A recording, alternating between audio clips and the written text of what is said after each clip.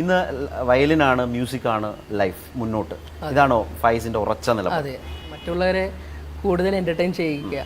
Social മീഡിയയിലാണെങ്കിൽ തന്നെ ഒരുപാട് comments വരുമ്പോൾ അത് കാണുമ്പോൾ തന്നെ നമുക്ക് വലിയൊരു സന്തോഷമാണ് മനസ്സിൽ.